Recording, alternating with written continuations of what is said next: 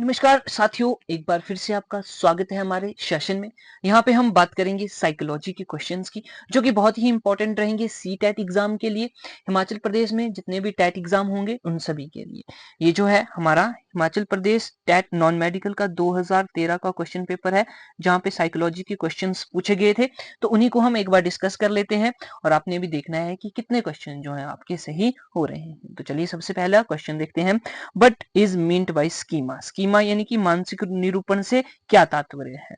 Options देखो, chunking mechanism, learning techniques, organized packet of information stored in long term memory, या फिर defence mechanism. तो इसके लिए सही आंसर हो जाएगा option number C will be the correct answer for this question. Organized packet of information, information जो हमारे शरीर में भरी, हमारे माइंड में भरी हुई होती है या मौजूद होती है, उसे हम क्या बोलते हैं? स्कीमा बोलते हैं। ठीक बात हो गया। तो दीर्घकालिक स्मृति में भंडारण पुलिंदे के लिए जानकारी व्यवस्थित पुलिंदा। ठीक बात होगी। आगे देखिएगा, नेक्स्ट क्वेश्चन है the stage in which a child begins to think logically about objects and events is known as. वह अवस्था जिसमें एक बालक वस्तुओं और घटनाओं के प्रति न्याय संगत तरीके से सोचता है, वह जानी जाती है। तो देखो, जो जीन प्याजे की जो अवस्थाएं हैं, जो स्टेजेस हैं, उन्हीं से क्वेश्चन, इनकी सीधी सी बात कर लेते हैं हम। जीन प्याजे की जो कोग्निटिव थ्योरी है, वहां से क्वेश्चन पूछा गया है। ऑप्शंस आप सभी के सामने है। Sensory motor stage, formal operational stage, pre operational stage, या फिर कंक्रीट ऑपरेशनल स्टेज। तो इसके लिए बिल्कुल सही ऑप्शन रहेगा option number B, formal operation stage. तो उसी में वह बच्चा जो है वो लॉजिकली थिंक करता है, औपचारिक सक्रियात्मक अवस्था। Option number B will be the correct option. Now we move to next question, and next question, the frustration aggression hypothesis कुंठा आक्रामकता परिकल्पना है। ऑप्शन देखो, was developed by social learning theorist, assume that frustration produces aggression, assumes that aggression is basis instinct, or claims that frustration and aggression are both instinctive। तो देखो, इस question के लिए जो बिल्कुल सही ऑप्शन रहेगा ऑप्शन नंबर बी बिल्कुल रहेगा, assume that frustration produces aggression. तो देखो, फ्रस्ट्रेशन से अग्रेशन भी आता है, ये बात भी बिल्कुल सही है। और लास्ट वीडियो में जो हमने क्वेश्चन देखा था, वहां पे भी फ्रस्ट्रेशन से संबंधित क्वेश्चन पूछा गया था। तो देखो, ये जो है एक साइको एनालिटिक थ्योरी थी, जिसमें कि हमने क्या बोला था कि ये जो हमारा अग्रेशन है या डिस्ट्रक्टिव बिहेवियर, वो किस कारण होता है भाई? वो जो है हमारा अनकॉन्शियस माइंड से संबंधित है, और जिसमें कि हम बात करते हैं एग्रेशन की और डिस्ट्रक्टिव बिहेवियर की, तो वो डेथ इंस्टिंक्ट से आता है, ऐसा हमने देखा था। और यहाँ पे फ्रस्ट्रेशन अग्रेशन जो हाइपोथेसिस है, उसके अकॉर्डिंग ये माना जाता है कि कुंठा आक्रामकता उत्पन्न करती है। ठीक बात हो गई।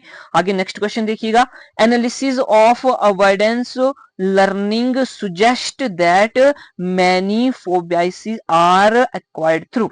परिहार अधिगम का विश्लेषण यह बताता है कि बहुत से भय डैश अनुबंधन द्वारा सीखे जाते हैं। कैसे भाई? क्लासिकल, ऑपरेंट, इंटरमिटेंट, या फिर रेनफोर्समेंट। तो इसके लिए सही ऑप्शन ऑप्शन नंबर 1 बिल्कुल ठीक रहेगा, क्लासिक। क्लासिक यानी कि जो प्राचीन का तरीका है, उससे जो है हम बात करते हैं एनालिसिस ऑफ अवॉइडेंस लर्निंग। आगे देखो, next question, the ability to learn by observing a model और receiving instructions without reinforcement is called. सीखने की योग्यता जिसमें बिना किसी प्रबलन प्राप्त किए केवल एक मॉडल का प्रेषण करके निर्देश प्राप्त करके व्यवहार सीखा जाता है, वो क्या होता है? क्या वो कॉन्टिजेंसी है, सोशल लर्निंग कहलाती है, कोग्निटिव लर्निंग, या फिर इंस्ट्रूमेंटल लर्निंग? आकस्मिकता, सामाजिक अधिगम, संज्ञानात्मक अधिगम, या फिर यांत्रिक अधिगम। तो देखो, सोसाइटी की बात यहाँ पे हो रही है, यानी कि किसी को देखकर हम सीख रहे हैं। Ability to learn by observing a model, model यानी कि किसी को देखकर सीखना, वो हमारे लिए मॉडल हो जाएगा। विदाउट रेनफोर्समेंट, तो वो सोशल लर्निंग कहलाएगा। ऑप्शन नंबर बी बिल्कुल सही हो जाएगा, सामाजिक अधिगम। नेक्स्ट क्वेश्चन देखिएगा, organizing the string of letters BFJTAVKC into JFKTBCAB is an example। ये किसका एग्जाम्पल है भाई? अगर हमने एक हमें समूह दिया गया है वर्णों का, अल्फाबेट्स का, उसको हमने क्या करना है? रीअरेंज करना है, ऑर्गेनाइज करना है, तो ये क्या कहलाएगा? तो ये कहलाएगा chunking. Option number D will be correct answer. ठीक बात हो गई। आगे देखिए next question, which of the following types of cognitive abilities is least likely to so declare in later life. निम्नलिखित में से कौन सी संज्ञानात्मक योग्यता में अधिक उम्र में सबसे कम गिरावट देखी जाती है? तो बोलो, फ्लूइड इंटेलिजेंस है, सिमेंटिक मेमोरी है, प्रोसेसिंग स्पीड, या फिर वर्किंग मेमोरी। तो इसके लिए सही ऑप्शन ऑप्शन नंबर बी रहेगा, सिमेंटिक मेमोरी, यानी कि शब्दार्थ समृद्धि। आगे नेक्स्ट क्वेश्चन है, which theorist revised Sigmund Freud's stages of development replacing Freud's psychosexual stage with psychosocial stage. कौन सा सिद्धांतवादी ने सिगमंड फ्रॉइड द्वारा दी गई विकासात्मक अवस्थाओं को दोहराया और मनोलैंगिक अवस्थाओं के स्थान पर मनोसामाजिक अवस्थाओं का प्रयोग किया था? तो ये जो किया था एरिक्सन ने। ऑप्शन नंबर बी बिल्कुल सही हो जाएगा, एरिक्सन। नेक्स्ट क्वेश्चन देखेंगे, which memory store is believed to have the largest capacity. किस स्मृति भंडारण में सबसे अधिक क्षमता है?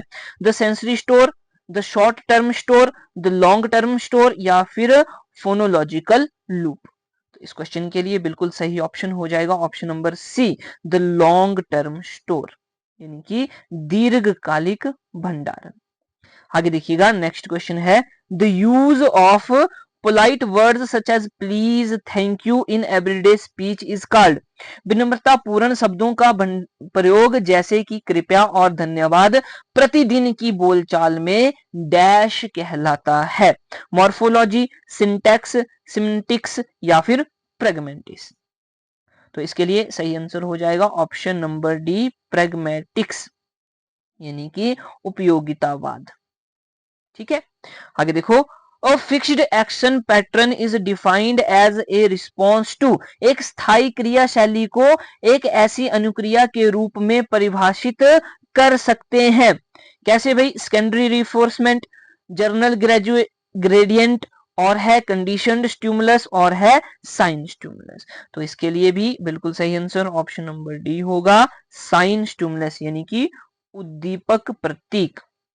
तो ये फिक्स्ड पैटर्न है, fixed action pattern.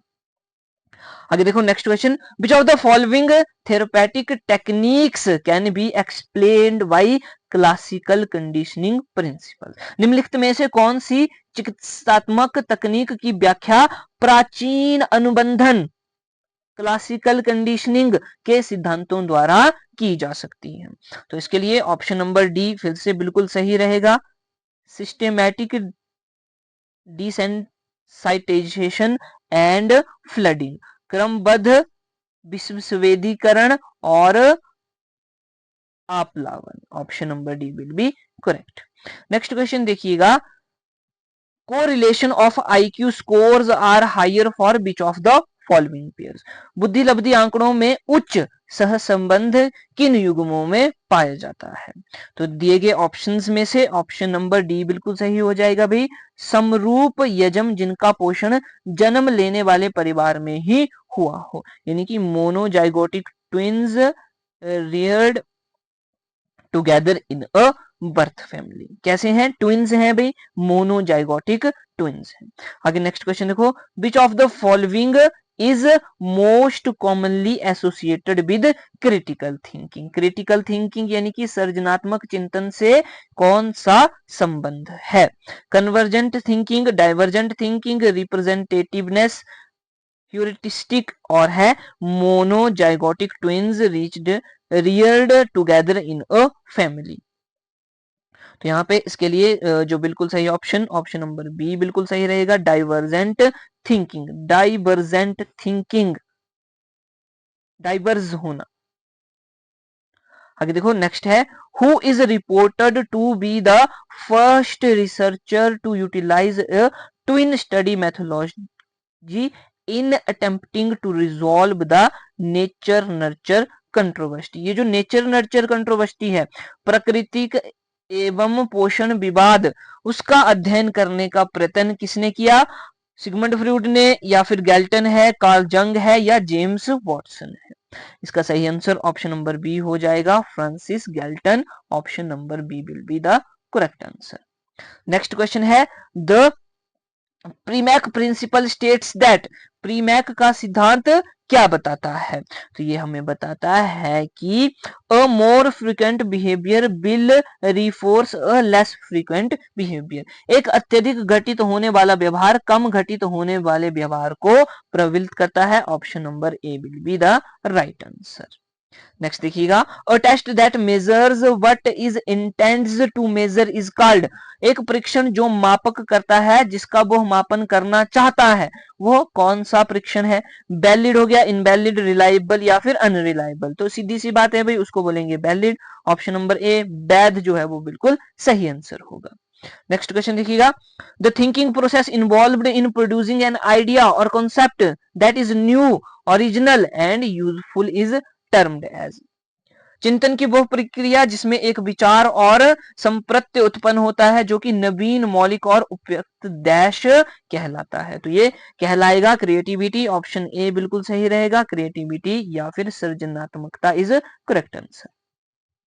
Next question है 19, which of the following is not considered as a tool for formative assessment, formative यानी कि रचनात्मक आंकलन के लिए कौन सा उपकरण नहीं माना जाता है? रचनात्मक, तो भाई ऑप्शन नंबर बी बिल्कुल सही हो जाएगा 19 का। बहु एमसीक्यूज की बात करते हैं हम, बहुविकल्पीय प्रश्न, तो उसमें से हम रचनात्मक मूल्यांकन या आंकलन नहीं कर सकते हैं। नेक्स्ट क्वेश्चन देखो, who is the father of theory of multiple intelligence, multiple intelligence theory का जो फादर है, जनक है, वो कौन है? तो सीधी सी बात है भाई, ऑप्शन नंबर ए ठीक हो जाएगा, गार्डनर बिल्कुल ठीक रहेगा। नेक्स्ट क्वेश्चन देखिए, अडॉप्टिंग चाइल्ड, यस 21 है, the emphasis from teaching to learning can be shifted by, शिक्षण को अधिगम में परिवर्तन करने के लिए जोर दिया जाना चाहिए, क्यों देना चाहिए भाई जोर यहाँ पे? ऑप्शन देखो, adopting child centred pedagogy, encouraging rote learning, adopting frontal learning, या फिर फोकसिंग ऑन एग्जामिनेशन रिजल्ट। तो इसके लिए जो बिल्कुल सही आंसर ऑप्शन रहेगा 21 का, वो रहेगा ऑप्शन नंबर ए, अडॉप्टिंग चाइल्ड सेंटर्ड पेडागोगी, बाल केंद्रित शिक्षण शास्त्र अपनाकर। अगला क्वेश्चन देखो, इंक्लूसिव एजुकेशन, समावेशी शिक्षा है, क्या है भाई समावेशी शिक्षा? इंक्लूसिव, तो देखो इसके लिए हम ऑप्शन नंबर ए के साथ बिल्कुल जाना चाहेंगे, कैलिब्रेट्स डाइवर्सिटी इन द क्लासरूम, कक्षा में विभिन्नता को प्रोत्साहित करना। तो अलग अलग प्रकार के बच्चे जो हैं, या जिनको भी स्पेशल नीड्स वाले बच्चे हैं, वो भी साथ में एक साथ में पढ़ाई करेंगे, एक ही क्लास में बैठेंगे, तो इससे क्या होगा? विभिन्नता को प्रोत्साहन मिलेगा। नेक्स्ट क्वेश्चन देखो, in the context of education socialization, शिक्षा के क्षेत्र में समाजीकरण से तात्पर्य है, समाजीकरण शिक्षा में, तो ऑप्शंस आपके सामने है, तो इसके लिए ऑप्शन सी बिल्कुल सही रहेगा, adopting and adjusting to social environment, सामाजिक वातावरण के अनुरूप ढलना और समायोजन करना, यह समाजीकरण कहलाता है। नेक्स्ट क्वेश्चन देखो, विच of the following is teacher related factor affecting learning, निम्नलिखित में से कौन सा अध्यापक संबंधित कारक है जो कि अधिगम को प्रभावित करता है? ऑप्शंस की बात करें तो ऑप्शन नंबर डी जो है वो बिल्कुल सही हो जाएगा, mastery over the subject, teacher जो है उसको अपने सब्जेक्ट में क्या होनी चाहिए? मास्टरी होनी चाहिए, ठीक बात है। आगे देखो, नेक्स्ट है, अकॉर्डिंग टू कोहलवर्ग के अनुसार a teacher can instil moral values in the children by, एक अध्यापक बच्चों के मन में नैतिक मूल्य बिठा सकता है, इसके लिए उसे क्या करना चाहिए भाई? तो ऑप्शन नंबर जो है बिल्कुल सही हो जाएगा, C, involving them in discussion on moral values, उन्हें नैतिक मूल्यों पर विचार विमर्श करने के लिए शामिल करना चाहिए। आगे देखो, next, the term mnemonics is associated with, mnemonics पद किससे संबंधित है? मेमोरी हो गया, अमेसिया, एनीमिया या फिर कोग्निटिव बिहेवियर। तो सीधी सी बात है, ऑप्शन नंबर ए बिल्कुल सही हो जाएगा, मेमोरी से संबंधित है, स्मृति से संबंधित है। अगर देखो smallest unit meaning in a language is, language में, भाषा में सबसे छोटी इकाई कौन सी होती है? सिंटेक्स है, मॉर्फीन है, प्रैग्मेटिक्स है और फिनोम है। तो इसका सही आंसर हो जाएगा option number B, morphine. Next देखिएगा, a child can not distinguish between saw and was, और दूसरा है न्यूक्लियर एंड अनक्लियर। तो सीधी सी बात है, वो जो हमारे शब्द हैं उनको उनको अच्छे से नहीं पढ़ पा रहा है, अच्छे से रिकॉग्नाइज नहीं कर पा रहा है। तो ये कौन सी बीमारी हो गई? तो क्वेश्चन नंबर 28 का जो सही ऑप्शन हो जाएगा option number B, word jumbling disorder, शब्दों की गड़बड़ी का विकार। ठीक हो गया। नेक्स्ट देखिएगा, अगला क्वेश्चन जो आ जाता है, बाइगोस्की थ्योरी इंप्लाइज, बाइगोस्की का सिद्धांत संकेत करता है, किस बारे में संकेत करता है? तो ये कोलैबोरेटिव प्रॉब्लम सॉल्विंग, यानी कि एक साथ सहयोगपूर्ण समस्या समाधान की स्थिति में। नेक्स्ट क्वेश्चन देखिएगा, a teacher can make problem solving fun for students by doing all the following, निम्नलिखित में से किस युक्ति के अतिरिक्त एक अध्यापक समस्या समाधान को अत्यंत रुचिकर बना सकता है?